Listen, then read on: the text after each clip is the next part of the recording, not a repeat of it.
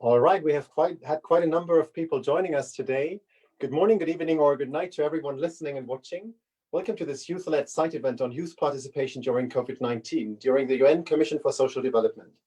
It is an event co-organized by the youth delegates of Germany, Finland, Netherlands, Peru, Romania, and Switzerland, further the EU delegation and the permanent missions of Germany and Switzerland. My name is Paul Klare. I'm one of the German UN youth delegates, and I'm happy to share the moderation today with my Dutch colleague. Thank you, Paul. I am Manon. Nice to meet all of you, and I am the Dutch United Nations Youth Representative on Human Rights and Security. And Paul and I will both guide you through this event today. Just a short announcement beforehand, this event is live broadcasted on Facebook and will be recorded. So welcome to everyone following us online too. As we're not able to meet physically, we are inviting everyone to send questions via the chat or in a Facebook comment. The chat box will be moderated continuously. Thanks to digital tools, we were able to conduct an online survey, which we circulated on our social media during the last 2 weeks. No less than 420 young people from around the world shared their views with us. So stay tuned for the results, which we will display and discuss with our 5 excellent panelists. Before introducing them, we will hear some welcoming remarks. And the first welcoming remark will be from our other youth delegates, because they would like to address you. They are briefly talking about the severe impact of the pandemic on youth and the chances of youth inclusion. So enjoy. Thank you, Mona and Paul, for your kind and welcoming words. It is my great honor to welcome all of our distinguished guests today at our side event, Improving Youth Participation in Times of COVID-19. Together with all of my colleagues from around the globe, we've tried to work in order to create this side event that focuses on something that is very dear to us, youth participation. In the past couple of months, we've seen that the COVID-19 crisis was too often used as an excuse to make us effectively voiceless. We as young people do not understand that even in times that are so important like now, we do not have a seat at the table. If you look at our logo, you see that we're trying to create a seat ourselves, a seat that we, the young people of the world, have created. And today, our panelists will explain to us how we can make sure that this temporary seat will be permanent in the future. I hope you enjoy. Depression is one of the most prevalent disabilities and impacts on academic and work performance. The ILO survey report on youth and COVID-19 2020 evidences that 50% of young people are possibly affected by anxiety or depression, while 17% are probably affected by them. Moreover, suicide is the second leading cause of death in young people. This is why we urge governments to invest in mental health by ensuring its availability throughout the whole national territory and promote outdoors activities without gatherings. Furthermore, a lower mental well-being is associated with perceived greater impact on youth rights, such as the right to leisure, public affairs, religion, information, privacy, housing, safety, and legal support during the restrictions. This affects mostly youth in low-income countries and showcases the need to implement comprehensive policies to tackle the pandemic, but protecting young people to avoid posing a negative impact on their rights. The pandemic has disrupted the education of more than 70% of youth. This has, in particular, obscured the prospects of young people who are unable to study remotely. The education of youth must be supported by providing young people with alternative learning opportunities and increasing investment in digital solutions across education. Globally, 178 million young people were employed in sectors hit hardest by the pandemic, and over 40% have reported a reduced income. In many countries, young people, and especially young women, work in the informal economy and are therefore easily excluded from the support provided by society. What we need are targeted policy measures, such as reintegrating youth into the labor market and providing insurance benefits that cover specifically young people. The inclusion of youth perspectives is crucial in order to come up with solutions that are widely accepted, resilient, and sustainable. Through active and meaningful participation, young people are empowered to play a vital role in their own development as well as in that of their communities. This may take the form of broad consultations, cooperation with and funding of youth-led and youth-focused organizations, or the inclusion of youth representatives in state delegations. Most of all, vulnerable and marginalized communities must be given the opportunity to speak out. The young people have continued to reach out their helping hands, volunteering and supporting in multiple sectors of society, as a proof of their dedication for the present and the future common good. Nevertheless, the youth has a long way to come before being rightfully represented at the decision-making tables. We must give our generation the chance to play an active role in rebuilding society, recovering after the pandemic, protecting the planet, and working towards the realization of the 2030 Agenda. With this event, we want to raise awareness for the chances of including young people, their expertise and perspectives into decision-making regarding the pandemic. We welcome all of you here today and are very keen to know about your opinions and experiences regarding the topic. Thank you for your participation. Enjoy the SideEvent.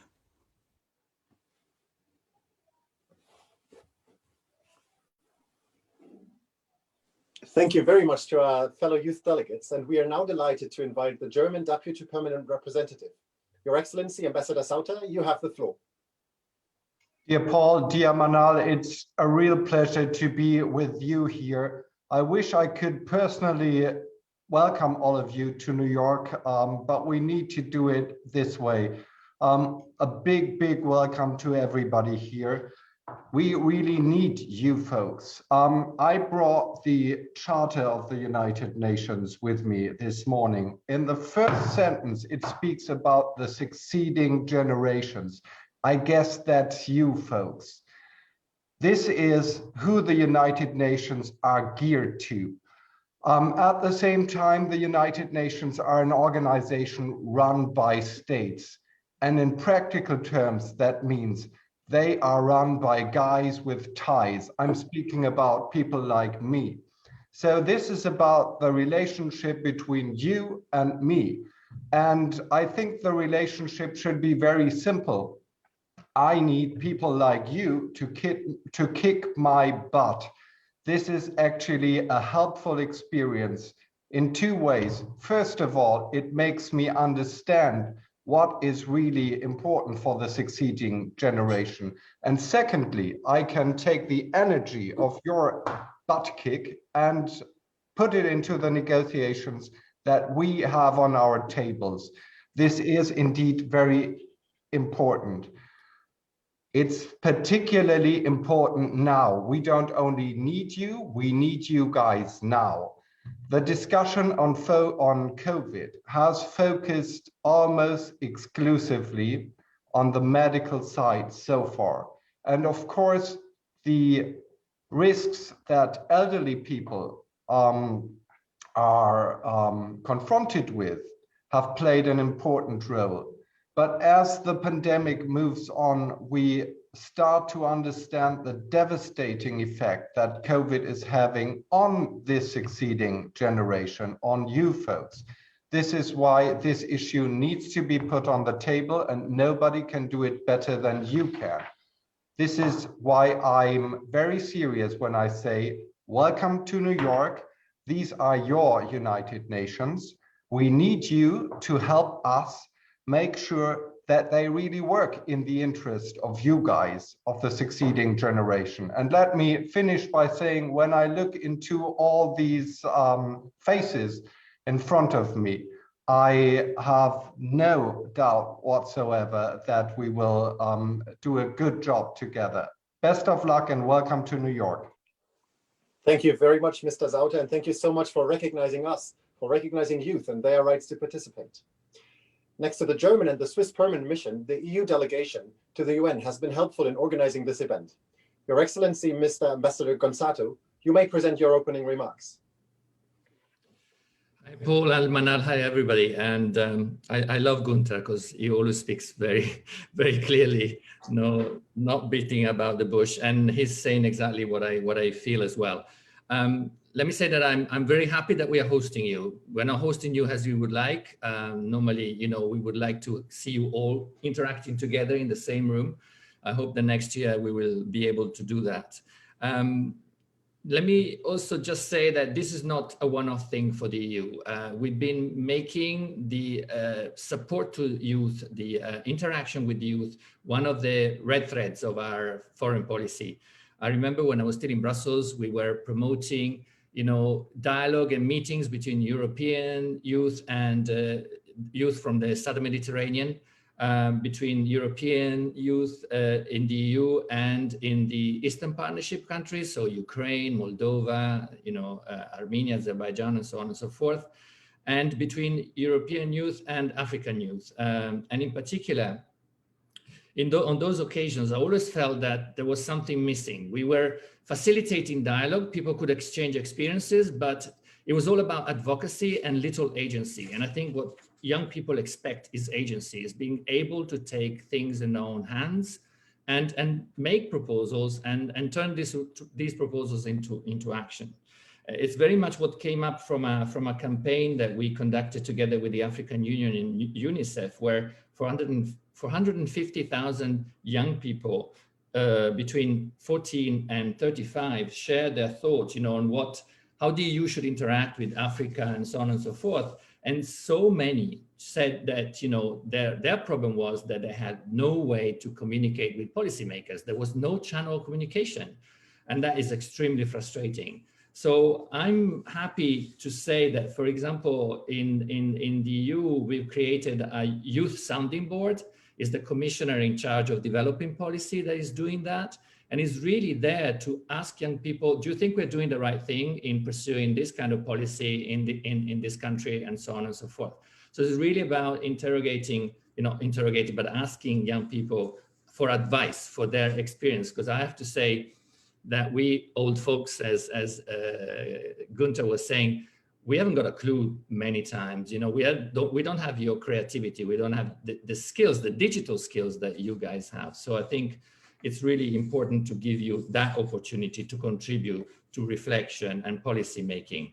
Some of you, I think it was the Finnish colleague, was talking about the digital divide. I think COVID-19, I need not tell you that has been really hard on those that had no access to digital meals, that they had no access to online platforms. They really felt cut out, and they're really robbed of their future. So I think it's extremely important to bring into our discussions here in New York the youth perspective. We should not leave you behind in that respect. And I think whenever I talk to people that are living the lockdown, that are living the sort of social distancing measures these days, I think nobody suffers more than young people, because socialization, I remember when I was younger, socialization is really so much important. It's part of growing up, it's part of becoming adults. So we're here to try and help you. Let's turn this huge challenge that we are all experiencing into an opportunity. I think we can do that, but in order to do that, we need your dynamism, we need your creativity, we need your fresh look at the world. So thank you very much, everybody. I'll be listening to your discussions, and again, so happy to have you here with us today. Meaningful words. Thank you very much, Ambassador. We are very thankful for all the support and your kind cooperation. We hope that today we can, in fact, provide a channel for communication, as you mentioned, Mr. Gonzato. We will therefore now open up the panel discussion and introduce you to our wonderful panelists joining us today. Please welcome with us Ms. Bettina Bunchus, who is head of the Department for Children and Youth at the German Federal Ministry for Family Affairs, Senior Citizen, Women and Youth. We are further delighted to have Ms. Shatta Sarif with us, who is an SDG Young Leader at the Office of the Secretary General's Envoy on Youth, and who is an influential human rights activist from Liberia. Joining us from Peru, we welcome Ms. Sabrina Segovia Lira, who is General Secretary and Undersecretary, and Secretary at the Lima Central Metropolitan Council for Youth Participation. And we also welcome Ms. Luzanda Magwape, who empowers youth as founder of the Dream Factory Foundation in South Africa. And finally, representing African youth, we are happy to have with us Ms. Petrida Paul, who is a member of the Youth Advisory Council of the African Union. Welcome. Well, what an exciting team of experts on youth we have as panelists today to start our discussion with. We have divided today in three major parts. In the first segment, we'll be addressing the severe impacts of the pandemic on youth, and we will then briefly outline some ways in which youth contributed to countering the pandemic. Lastly, and most importantly, we will discuss steps towards more meaningful youth participation. And we would like to ask you first, Sabrina, as a young person, how has the pandemic impacted you the most? Thank you, Manal. Hi, everyone. I am glad to be here. Well, I think that one of the main areas in which the pandemic has affected me was at the level of my mental health. I experienced increased levels of anxiety and stress. The process of readjustment to virtual-only environments was so complicated at the beginning. Now having physical contact with friends, living together with all my family was and still challenging. Balance all the activities, including the distribution of house chores, childcare, work, studies, and self-care was too difficult. On the other hand, another area that was very impacted in my life throughout the first semester of the past year was related to work, as very change to do remote work had particular implications. The schedules were so unpredictable that sometimes I could have an activity all days or on weekends. We had to deal with the idea that at some point a colleague would be infected by COVID-19 and we would have to readjust everything. At that moment, I feel that I didn't have enough time for activism and studies, and it felt oversaturated. And at this point, I decided to change my job for my self-care. I had the privilege of being able to do that. Unfortunately, many young people don't have it. Some friends told me that they would drop certain subjects at university because of the economic issues, or some of them have stopped studying to find a job in order to help their families, and others lost their jobs. The pandemic has affected young people in different ways. It made worse a reality that already existed, and it showed with emphasis inequality, rights violation, gender-based violence, domestic violence, limit access to sexual and mental health care, and more. We need to continue putting efforts to reverse these situations. Thank you. Thank you for your perspective, Sabrina. Thank you for sharing it with us. We can definitely agree that young people were affected in very many different areas. And Ms. Petrida, before we continue to you, and before we look at how our survey participants generally rated the impact on youth, we would like to ask you how the African Union responded to the crisis for youth and how the Youth Advisory Council contributed to reducing the impacts. Thank you so much, Manal, and thank you, Paul, and all excellencies who took part in the welcome remarks. So ideally, I'm from the Office of the African Union Youth Envoy, and what we did actually, we reacted. During the COVID-19 pandemic at its climax last year, we established the Africa Youth Front on COVID-19. So it was a youth platform where all young people from different institutions within Africa actually came together to develop different strategies on how best they can respond to COVID-19.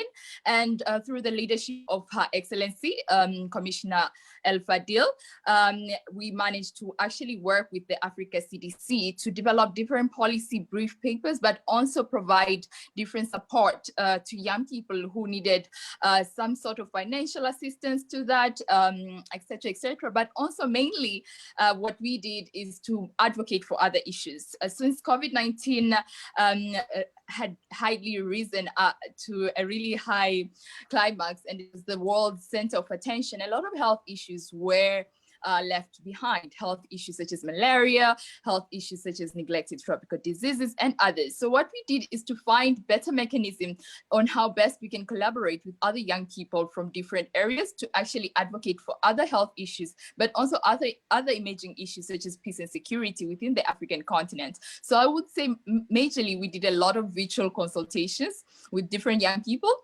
who are actually working from grassroots level on how best we can provide support through their governments and through different platforms in general. Wow, this sounds very impressive.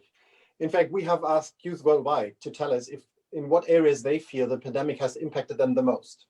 More than 400 young people responded. So let's have a closer look at what they said.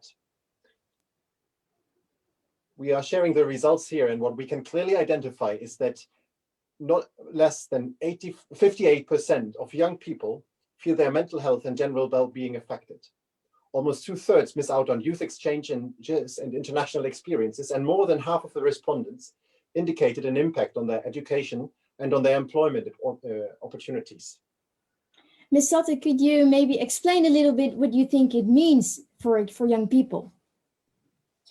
I think for many young people, COVID-19 has had an immense impact on their mental health, like you saw in the survey, on education and youth exchange programs, and in different aspects, even activism.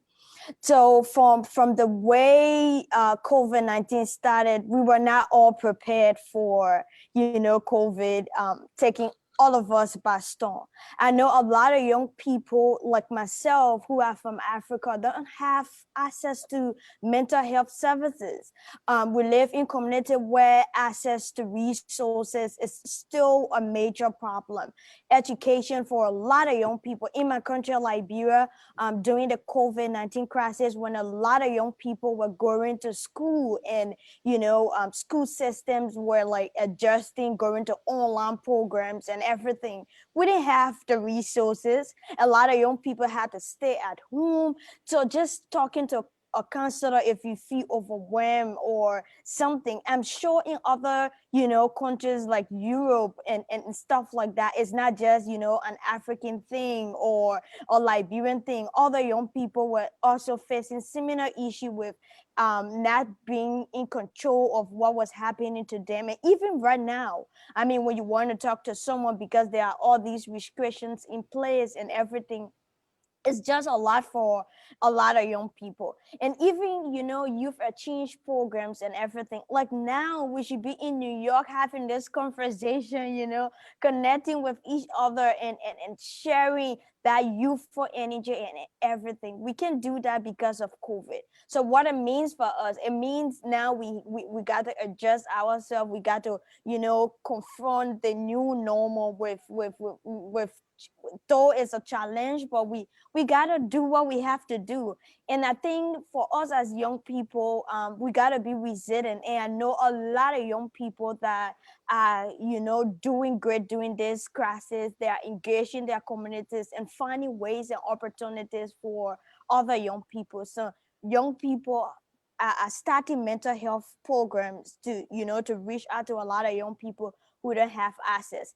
But it's still a challenge when it comes to mental health services, when it comes to access to education for a lot of young people. It's still a challenge for the youth exchange program. That you can travel easier right now because of COVID, but we got to be resilient. We got to continue to engage and reach out. Let's continue to use, social media and other internet-related services. And in communities where it's very hard, I know this is a challenge, and other young people don't have access to internet and stuff like that. We just got to continue to engage locally and do what we have to do, like I said, but use the available resources and the youth structures that are already in your communities and stuff like that. So there's obviously a lot to cope with for youth. You've mentioned access to mental health services, resilience, engaging in local communities. Lusanda, turning to you, how can we as young people deal with all these negative impacts? What kind of support might help us? Hi, everybody. It's such an honor. I'm joining you from the beautiful country of Botswana. I think for me, as a young person, I had to make a choice. You know, did I want to be at the forefront of the change, or did I want to be responsive? Given that I'm now in a situation where I'm necessarily being told what to do and where. And I think for me, if I reflect on myself, what has given me the ability to stand in this time, I think number one has been the ability to take advantage of technology in a way that appreciates community. You know, and the ambassador mentioned that socialism, being in groups, being able to engage as a young person is very, very important to us. And so staying in touch with the people you love, like for example, even in our family, you know, we start Sunday prayer sessions, and just to check in, you know, the simple phrase checking in is at the forefront of these times. You know, it's actually serious. Like, you need to check in on people, and it's just going back to the simple things of checking in, but also just being sensitive to where people are at the moment. Like, for example, I'm organizing our own webinar tomorrow, and the panelists I've engaged, I've asked them, you know, do you have data to be able to join? And just a simple act of saying, okay, I'm going to send you the data you need to be able to connect. I think it's important in these kinds of engagements. Otherwise, we're talking to ourselves and the normal people that are in the table. And, you know, if you look at the move of these topics of youth engagement, you know, I remember attending a conference in Jordan on youth extremism, and being familiar with attending so many conferences, for the first time, we were engaging with other youth. By other, I mean not the typical youth who has a certain lingo used to be. There was such concerted effort to make sure that other youth voices, whether it be refugees or from rural communities, were being bought that plane ticket to be able to come, you know. And so I think it's just about really taking a step back and saying, what are the simplistic things that people are requiring right now? What are the things that we can really engage young people on at a simple level before we strike at the high level? And I think from there, I think that's what COVID is forcing us to do, to go back to the basics and work ourselves from there. Thank you, Ms. Lisander. Thank you for your perspective. We're going to be turning to the German Youth Ministry. Ms. Bunches, please share with us your perspective on the results. Did they surprise you? For example, the severe impact on mental health, and what do you believe governments and institutions can do in order to acknowledge the disproportionate effectiveness of young people, and how can they mitigate the short and long-term effects? Hello, everybody. Thank you very much for the invitation, and great pleasure for me to be here with you today. Thank you for your questions and these important issues. We really live in times of a medically justified exceptional situation, which has required far-reaching measures and has brought massive restrictions in daily life. In particular, young people all over the world have been extremely limited in their natural development, in their striving for autonomy by the COVID-19 lockdown. Therefore, it was crucial for Germany to focus on concrete solutions to support young people and to facilitate their situation. Nationally, we have already adopted a range of measures to support young people. We ask, how can we help them? For example, one of our very early measures was to expand existing online counseling services and telephone hotlines, which are available for young people and also for their parents. And the user statistic has shown that there was a substantial increase of the demand, and it's still going on. We also support young people's institutions since the beginning of the pandemic situation. In Germany, we benefit from a great variety of non-profit facilities offering overnight accommodation for young people. To maintain this nationwide infrastructure, we provide massive financial support in 2020 and in 2021, compensation operation cost deficit caused by necessary restrictions. We are sure that we definitely need these houses for young people and further places for youth work for the time after COVID-19. Young people are hungry for events and excursions, for discussions and joy with each other. We know from recent studies that many young people are currently under the impression that their concerns do not count in the ongoing crisis. Many of them feel that they are not seen and that they are not heard in political decisions making. In particular, they do not want to be reduced on their function as pupils, their function as workers, their function as people who learn and develop. They want to play an active role in shaping the issues that are relevant for them. Many young people believe that the political participation of young people in areas that affect their personal lives must be guaranteed even in time of crisis. The pandemic has made one thing very clear.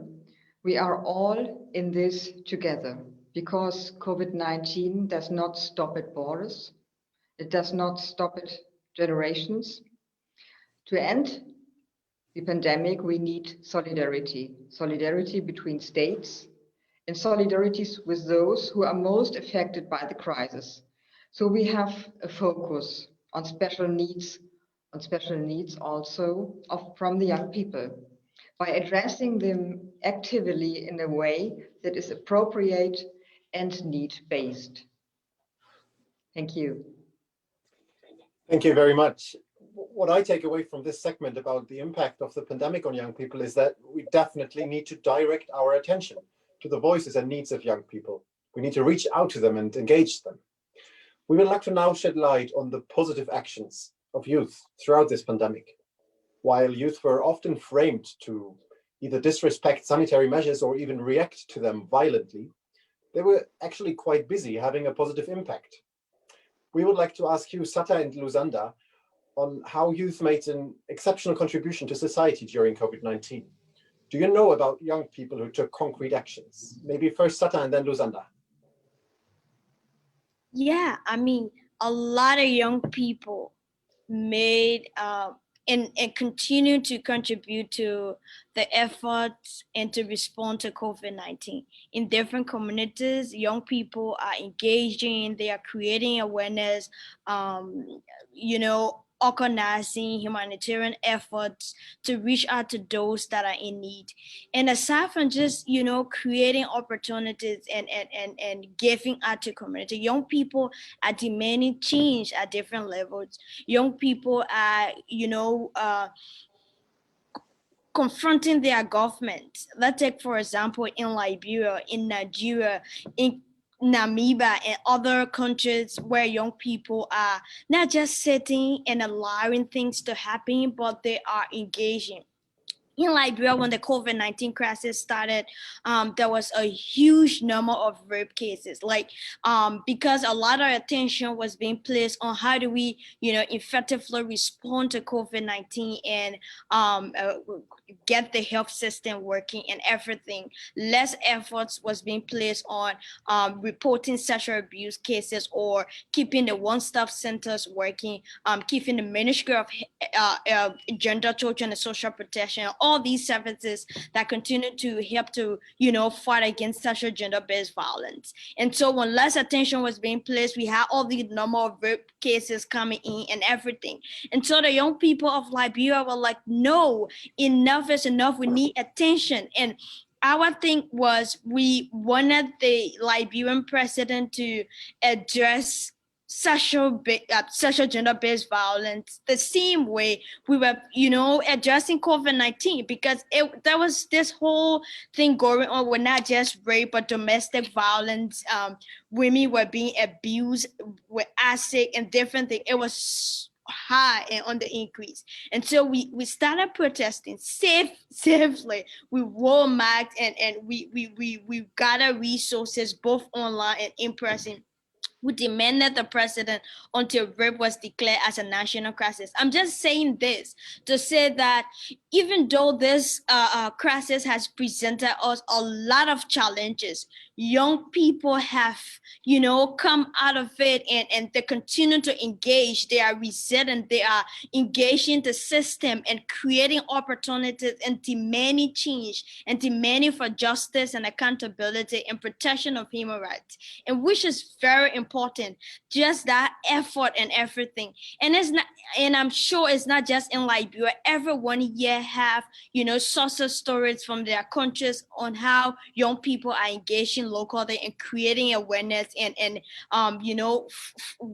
just everything. So it's powerful to see all the work that young people are doing and how capable we are, of creating exceptional opportunities and contributing to making sure that young people are influencing different decisions, and even in politics. Like, I'm sure everyone here followed the Ugandan election and everything, how the young people, take power and did amazing things. So yeah, young people are doing great, and we are doing this all we can because we know that we are not the future, we are the present. We are here to demand change and to be the leaders that we are. Thank you, Sata. Luzanda, what are you doing in No, continue, Paul. Sorry, I was just giving the floor to Luzanda. What are you doing in the present? Yeah, I mean, I think the ambassador mentions that the power that we as young people have is the power of agency. Even during the full lockdown in South Africa, for example, as soon as an organization is starting to get the rape cases and gender-based violence, we took to counseling through WhatsApp, phoning people, using the what we have. I think as young people, we don't fear using what we have and making it work. And also even tomorrow, like I think that this really is our time now, in the sense that we are more agile and be able to be responsive to the virus, even from a physiological perspective. And so we are entering homes, of course, following all the restrictions. But the point is that we have to be on the ground. People are needing food. People are needing counseling. People are needing interventions that require us to be on the front lines. And I think as young people, we have been the ones who have the agency and the ability to be able to do so fearlessly. And so for me, that has been the amazing privilege. I can just tell you countless of situations of where as an organization, we're going out into the ground, we're appealing to people for different resources and are taking the ball to our own court and saying we're going to be on the ground and provide people what they need right now. This is fantastic to hear. Thank you, Sata and Luzanda. We couldn't possibly agree with you more. We are the present and we will make the future, and we definitely are fearlessly. We have indeed heard many stories of young first responders too, stories of young people who have been engaged in supporting elderly people and preventing the spread of misinformation. And actually, all of this just shows that young people are making a big difference. And that is exactly the reason why we would like to continue to the third segment of this event. And that is why we would like to think about the steps towards achieving meaningful youth participation. And we believe that this has to do with trust in young people's agencies. And Sabrina, you're active in the Lima Youth Council. Do you think youth are capable of participating in political processes and thereby make a difference? Thank you, Manal. Yes, definitely. Young people are fully capable of participating in political process, not only as authorities or formal positions. We can participate doing activism or research too. Life is political. However, we need to rethink how we can remove barriers that already exist to involve young people in political processes. In this sense, the Lima Youth Council is a representative and autonomous space of the organized youth of Lima. In this space, we all voluntarily participate to carry out advocacy and awareness action in youth matters. We organize ourselves through a board of directors, which I'm currently part of, and we have thematic work commissions. Currently, 35 youth organizations are part of the council. The diversity of council members make the space and the initiatives more profitable.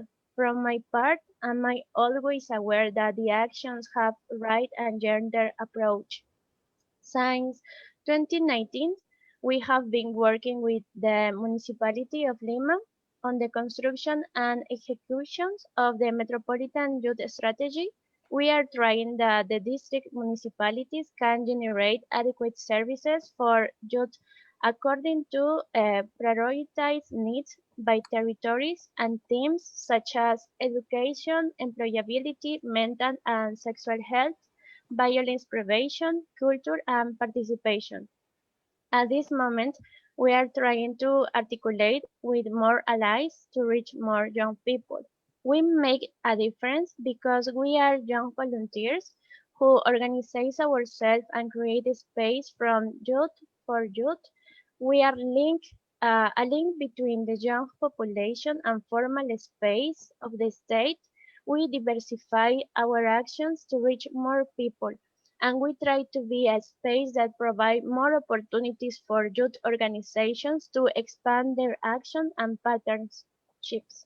We work day by day promoting the creation of district councils where young people who live in a specific area can interact with their specific authorities, and they listen to them and involve them in processes associated with youth. Soon, we will launch a youth observatory in which the reality of young Peruvians can be known. Thank you. Thank you, Sabrina. Thank you for your perspective. Well, we as youth delegates were wondering too. We were wondering whether we actually need more youth participation, and the results of our survey show the following. Well, as you can see, if then was meaningful youth participation, not even half of our participants are in any way satisfied with the way they were politically included. At least 80% see significant room for improvement. Trida, we would like to ask you, would you say that this is a direct call for action in order to boost youth participation? And if so, what do you believe are potential ways of better including young people?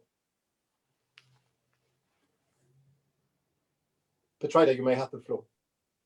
Thank you so much, Paul.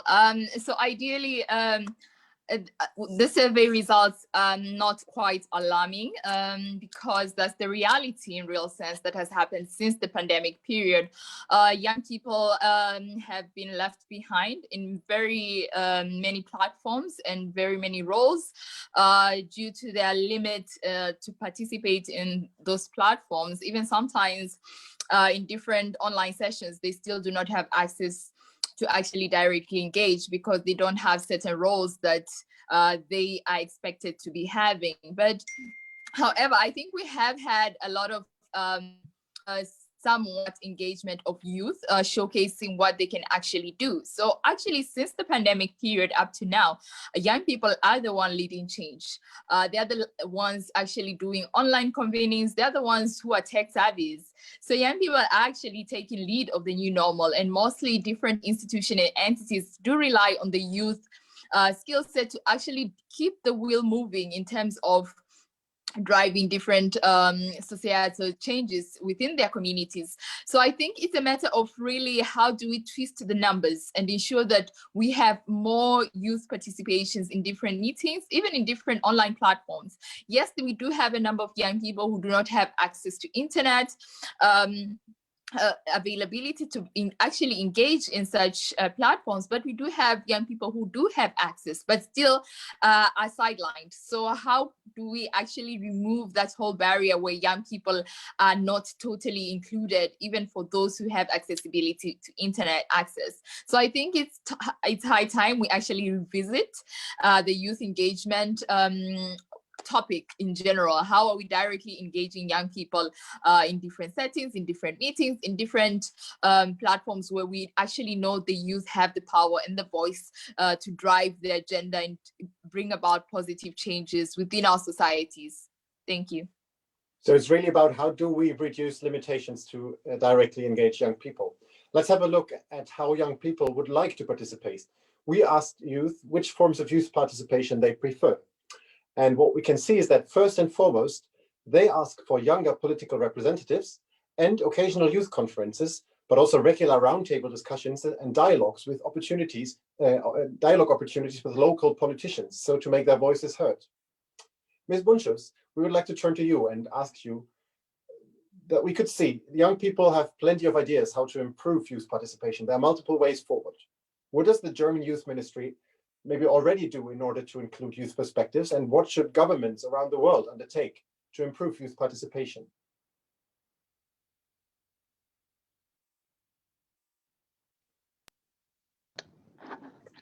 Thank you, Paul, for your question. Our opinion is that the situation of young people must play an important role in the fight against the pandemic and beyond. Of course, it's our opinion. We are the Ministry for Youth. Young people are not the most affected group on the coronavirus pandemic in terms of health, but they are especially impacted by the economic, social, and mental consequences of this pandemic. The past few months have been stressful for young people. The concerns of young people who are in the interface between school, vocational training, university, or work are particularly acute. The longer the pandemic lasts, the more anxious and worried they become about their own future. Many experience loneliness and miss their social life. We have a survey where over 60% from the young people tell us that they do feel lonely and they suffer under the pandemic. It is particularly severe where one-time life events such as graduation or the 18th birthday or a semester abroad have to be celebrated under these circumstances. And many of these events will not come twice in the life. So young people also have to deal with uncertain future prospects just before or at the beginning of their working lives. The concerns of young people who find themselves at the transition between school, vocational training, university or work are really serious. So we have to be aware of what is in store for young people and who are just graduation or completing their education. In addition, the huge financial investments that are necessary to combat the economic and social consequences will have to be carried to a large extent by the young generation. As a Federal Ministry of Youth, we have already accomplished a lot in this regard. The federal government's youth strategy is called A Policy for, with, and by young people. Of course, we try to involve as many young people as much as possible. The youth participation is the key for making a good youth policy. Thank you, Ms. Oh, would you like to continue? May I point out 2 examples? Please. Maybe you know that Germany was the president of the Council of the European Union in the second half year of 2020. And we participate young people in the Council conclusions of youth and democracy. We made sure that the voices of young people are heard in the policy-making process in the European Union. And with the European Youth Work Agenda, we have created a framework to promote the wide range of activities of young people in all areas of our society. Or maybe another example, this is very new. We are currently launching something we did not have until now. We call it the youth budget. With the youth budget, young people can develop and implement their own projects, and they can decide which project will be supported. But nevertheless, we are convinced that we should also take this crisis as a fundamental opportunity to shape social change together with the young generation. Therefore, it is about time we listen even more to them. In this month, my minister, Franziska Giffey, will invite 100 young people, their interest groups and civil society actors to a youth hearing on the topic of youth, Corona and the consequence. We would like to hear from the young generation what is on their mind. To conclude, we are already doing a lot, fostering and strengthening youth participation, but we still aim to increase our efforts. Thank you very much. So financing could be one key. What do you think, Sabrina, is important to ensure meaningful youth participation? Thank you, Paul. From my point of view, to ensure the participation of young people, we have to know them, know how many they are, where they are, and we have to realize the diversity of young people that exists, for not only include the same people. Instead of that, we can involve more diversity like LGBTQ plus community, Afro-American youth, indigenous people, youth with disabilities, all the possibility variety. It is necessary that the state and the organizations that want to reach the youth change their communication strategies. They need to listen more to the youth and based on their direct needs, make better proposals, not only focus on what the office think we need as a young people. It's necessary to raise awareness that not all young people have the same income, needs, and internet access. The state should be able to guarantee basic needs at least. In addition to this, to improve participation, it's necessary to break the stigmas associated with youth, break with adult centrism, and it's necessary to ensure that exist youth quotas in participatory processes and not only remains on paper.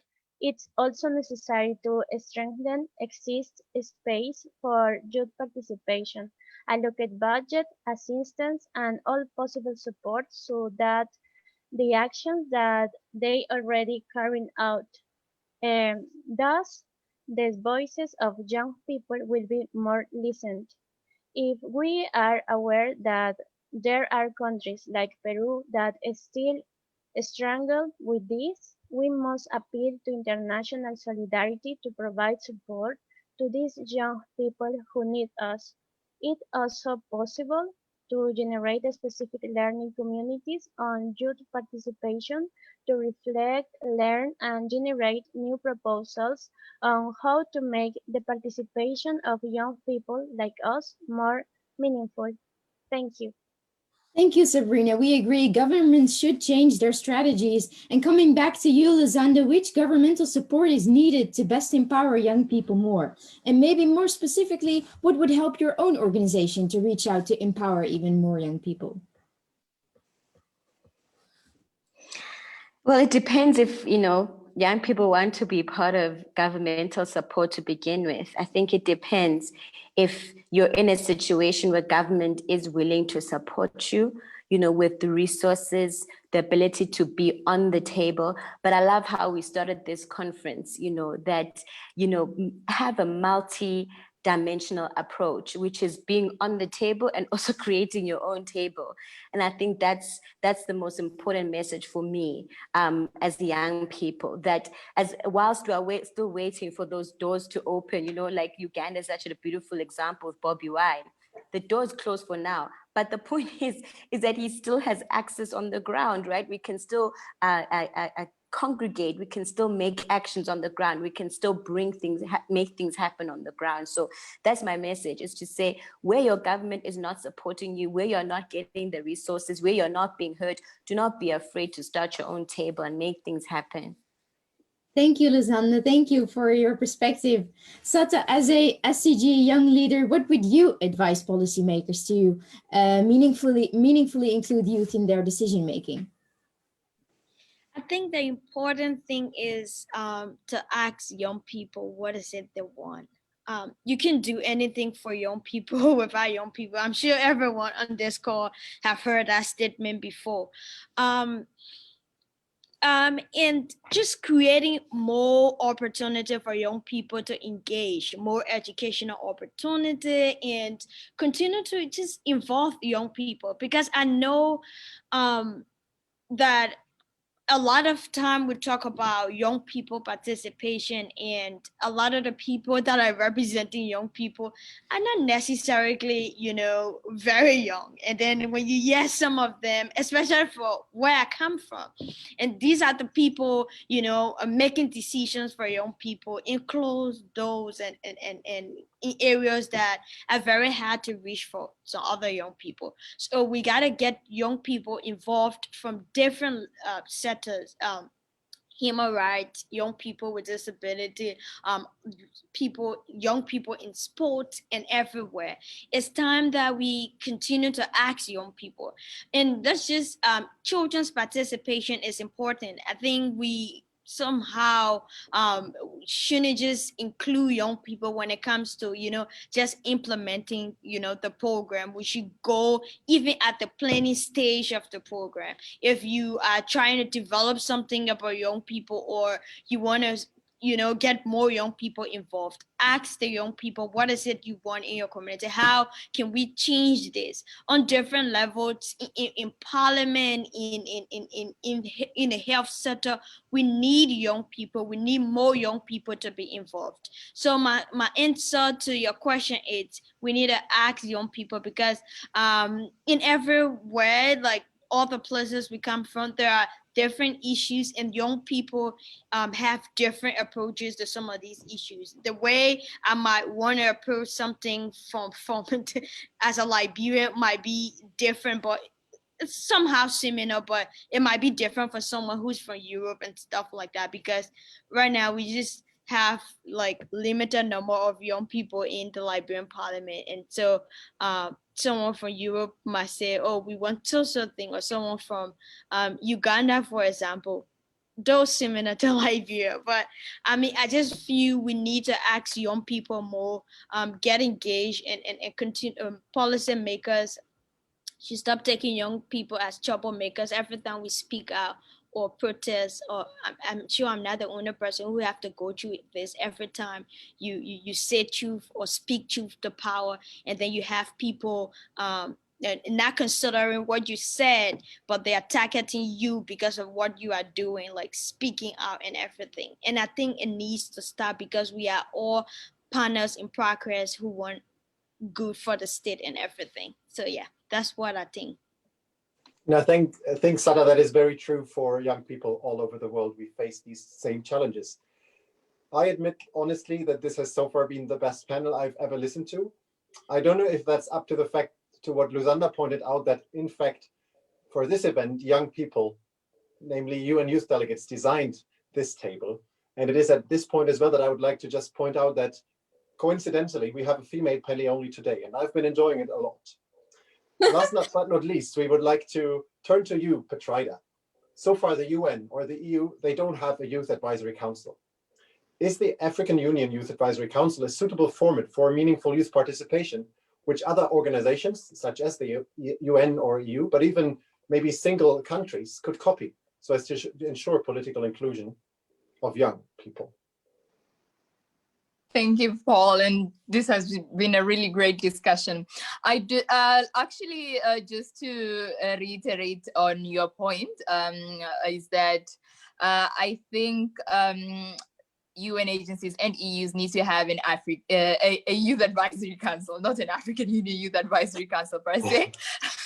but a youth advisory council at some point. So whether it's in different departments, within a specific thematic focuses, it can be on peace and security, health issues, climate change, or any particular issue, or in general as a whole, I think it's something very, very important. And not only UN and EU agencies, but also other institutions that are working towards youth engagements and youth inclusion within their programs, because as the role that we have also as an African Union Youth Advisory Council is not only to advise the chairperson of the African Union Commission through the office, through the AU Youth Envoy herself, but also to engage as liaisons with other youth within the region. So within the 5 regions of Africa: East, West, North, Central, and the Sahrawi and Maghreb region. So it's that division that we have, whereby we can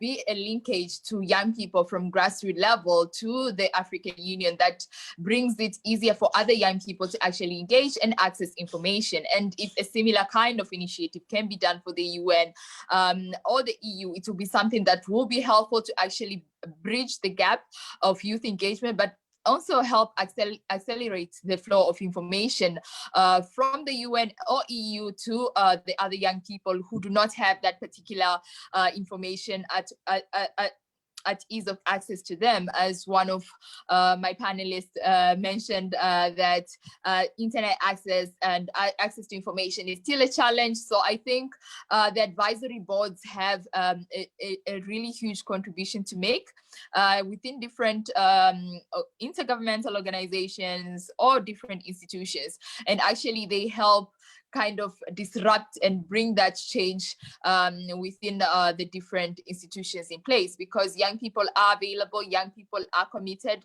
within their time, efforts, and are at the forefront to actually drive change within the communities. Thank you very much, Petrida. If I may just jump in here again, and we are now opening questions or taking questions from the audience. And there has been a question that I would like to ask you, since you've been kind of recommending what other regions of the world could do to better improve or include young people. And there's been one specific suggestion from Arto, who is actually a youth delegate himself. And he asked that back in 2018 at the European Youth Event, 1 out of 100 proposed ideas was to launch an annual Q&A between EU leaders and young people. Do you think that would be feasible to make it real, like to make that a reality? And do you think that would actually contribute to mainstreaming a youth perspective into decision making?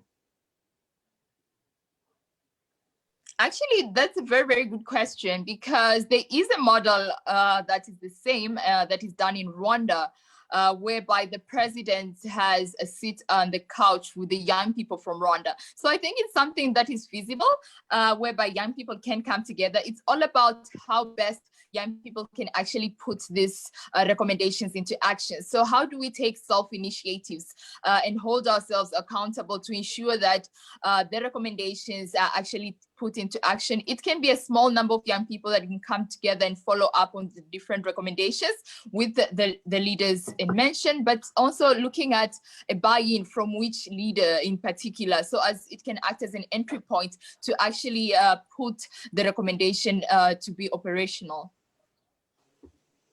Thank you, Ms. Petrida. I think that's a full answer to his question. We also got another question, and this one is for Ms. Punces. It states, how does youth budget approach differ from the Erasmus Plus project?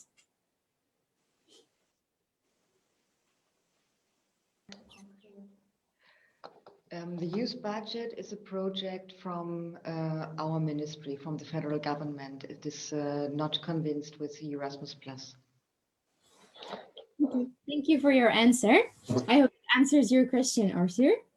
And before this side event already comes to an end, we would like to invite all panelists to share one specific recommendation on what you would want to change to improve youth participation. Manon, maybe, sorry to interrupt you. Maybe we can also take Esma, because I see that she's raising her hand for a very last question to the panelists. Of course, yes, we can. Sorry to interrupt.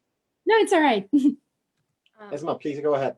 Yes, so essentially I just wanted to ask what I have, let's say, put in the chat, but it is that how to deal with and what is the good recipe of youth participation when there is this really fast institutional turnover, when the focal points that are responsible for youth change too fast. So, for example, here in Georgia, since 2015, when I started participating in this youth delegate contest, the youth delegate program coordinating entity changed like 4 times. So what it says is that the institutional memory is really being lost in these efforts. A lot of also international donor money is being put, a lot of human resource in this reform, and then you have to do all of these administrative rearrangements, legal rearrangements again and again. I'm wondering how can, for example, international donors encourage to keep this institutional memory and to keep these institutions that were, let's say, were established for at least a little while. Thank you very much. Maybe we can address that question to Ms. Bunches as she's coming from the ministry. So if you have a focal point on youth or the people working on youth in your ministry, how can you assure that there's kind of an institutional memory or that young people have the same focal point they can address to so as to better coordinate the efforts of young people? I think this is what Esma would like to know.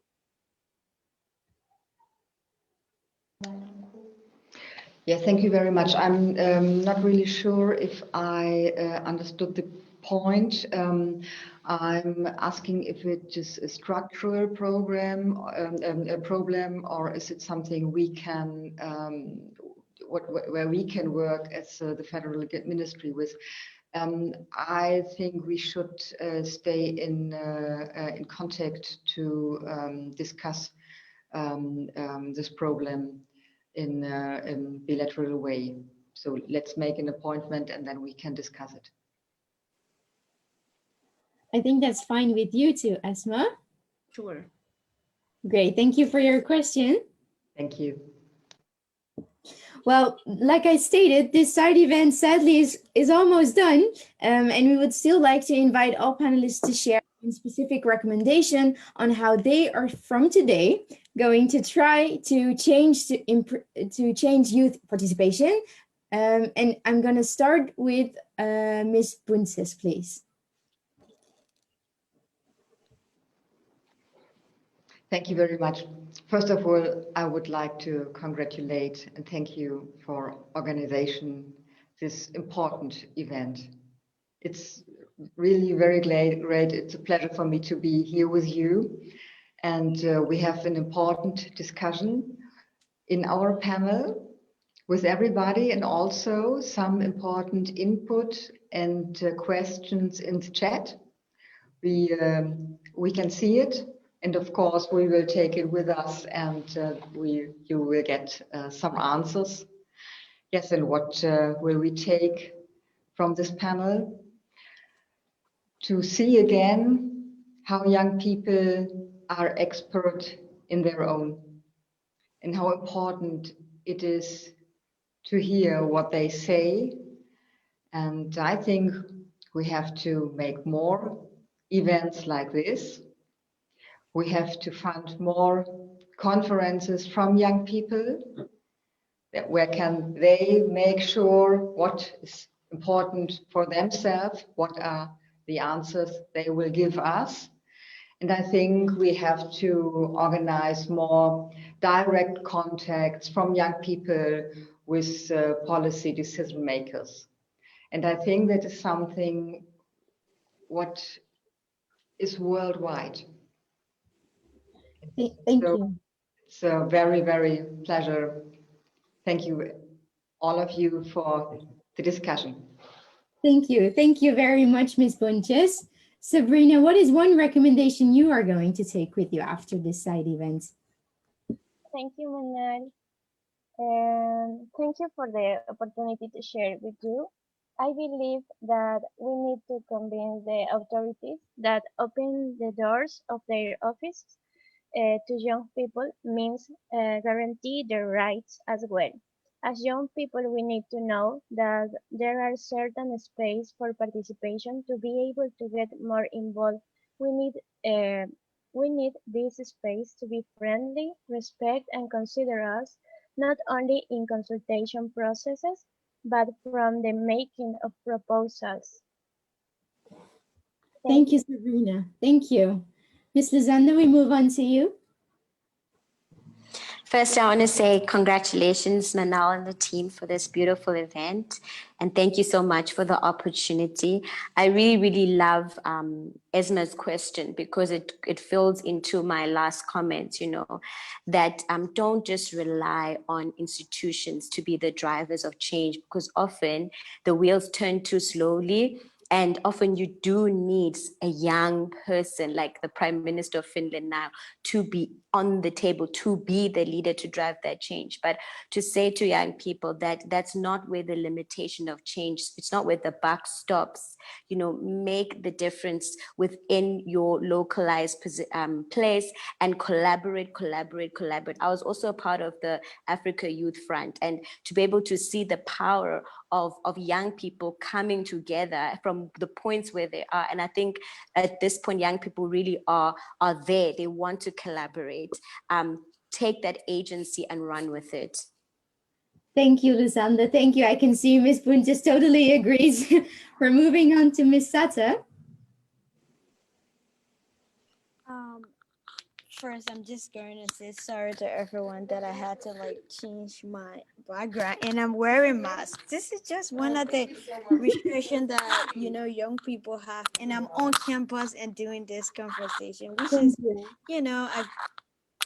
but I think, like I said in one of my statements, we have to continue to ask young people if there's one thing I can do to change or contribute to youth participation. It would be continue to include more young people from different backgrounds. We need to hear from young people and continue to highlight the work that young people are doing, around the world, from climate change to, fighting for human rights and holding our governments accountable. We need to include more young people in political spaces that young people, are not, included in. And it starts with consulting with young people. It starts with hearing the issues that are affecting young people and confronting these issues. And going at those days when we just call young people when we're having programs and stuff.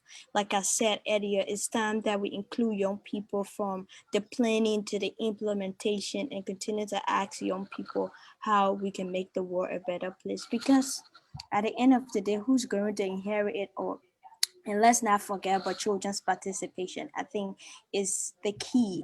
If all of us didn't participate somehow when we were young in, different programs and stuff, we wouldn't be at this level. So like my country, like if any policy maker is here, I think it's time to invest in the children's parliament or the children's forum, like a mentorship program for more meaningful children's and youth participation. Thank you, Sata. Thank you. We're moving to the last speaker of today, Ms. Patricia Pau, who would still want to ask you again, what is one specific recommendation and what you would want to change youth improvement, youth participation? Thank you so much, Manal. I think my recommendation lies within what Ms. Binsu had already mentioned earlier.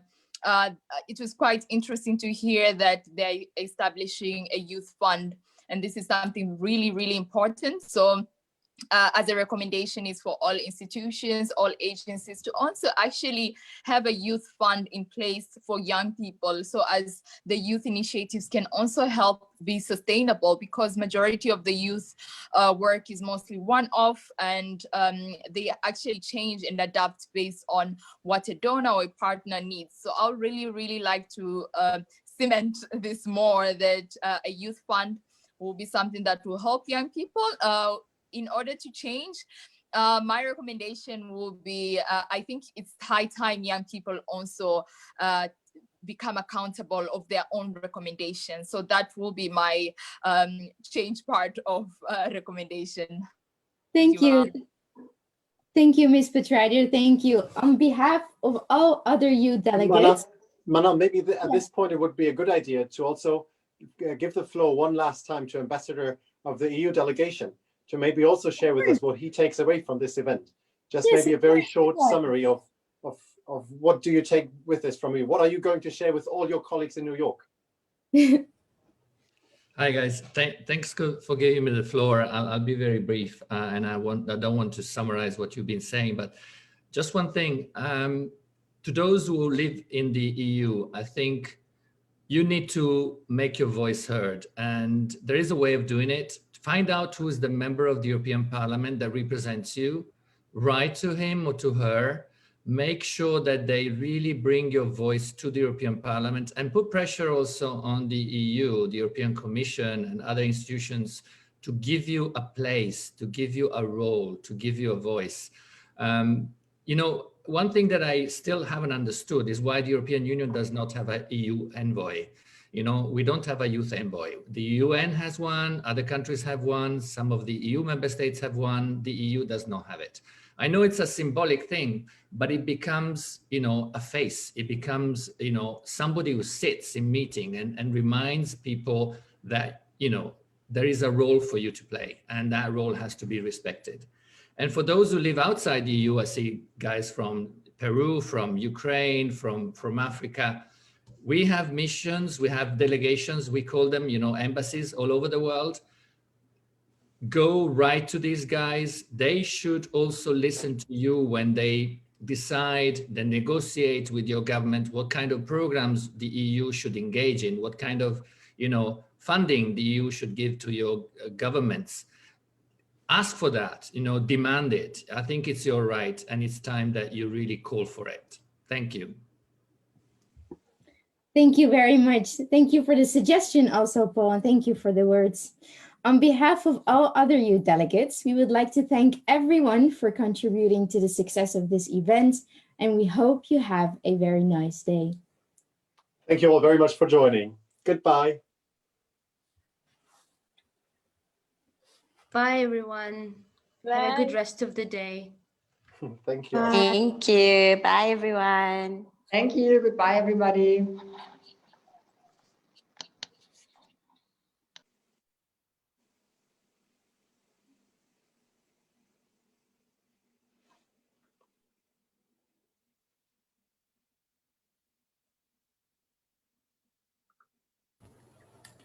Thank you, Paul. Bye-bye.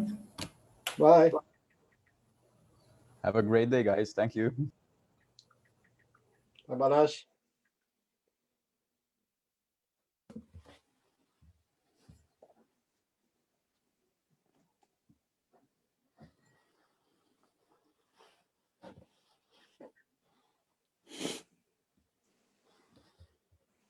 I feel like, you know, somebody.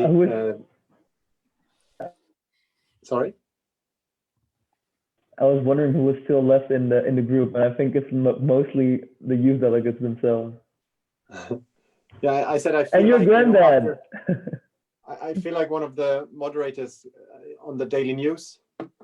After that, sorry, only the host can do it right now. I'm sorry about it, but I can manually put everybody in the waiting room but us. Perfect. Oh, hi everyone. So we're waiting for all the youth delegates to leave the Zoom account. The host is Nicola, who is not at his desk. He had to remain the host because of the Facebook connection. So we just have to wait for people to leave, and then we do a quick recap if you guys are okay. So everyone else who was not in the organization of the event, they can leave. Thanks for joining. Thank you. Thank you.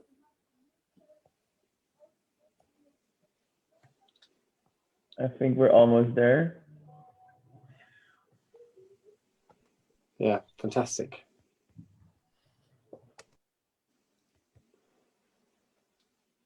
Okay, it's just me, Paul, Manal, and the European Union hosts.